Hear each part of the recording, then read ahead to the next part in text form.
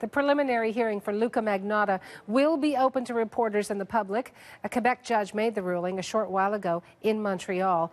Magnotta is charged in the death of a Chinese student last May.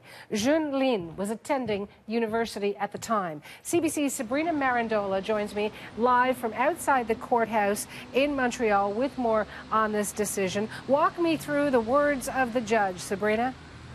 Well, Suhana, Justice Lori Renee Weitzman did not grant a motion that was put forward by Luka Rocco Magnotta's defense attorney. This motion was put forward yesterday, right on day one of the preliminary hearing, and the motion was requesting that the entire inquiry take place behind closed doors, that no members of the public, that no media be allowed to attend and be present, really just have in the courtroom the judge, the lawyers, and court clerks that are necessary there in the room for administration purposes. His main argument was that this was the best way to ensure that his client gets a fair trial. However, the judge ruled this morning that the defense failed to supply any compelling evidence in order for her to grant that motion, so that motion was refused.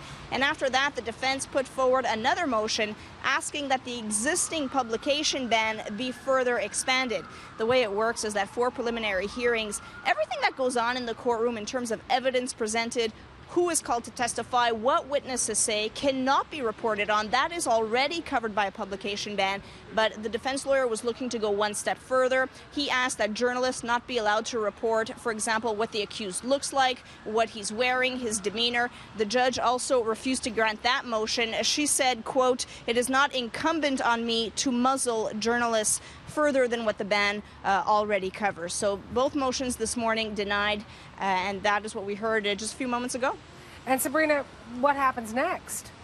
Well, the preliminary inquiry is now underway. They took a 5-minute break after that ruling came down, and the inquiry has now just started. So the Crown is expected to put forward all of the evidence it's gathered and call witnesses forward to testify as well. And from there, the judge will decide if there is enough evidence to go to a trial. Magnotta is facing charges of first-degree murder and other charges as well in connection with the death of Chinese student Jun Lin. He has pleaded not guilty to these charges and has requested trial by jury. And this inquiry, it's just day one. It's expected to last at least 2 weeks, maybe even a month.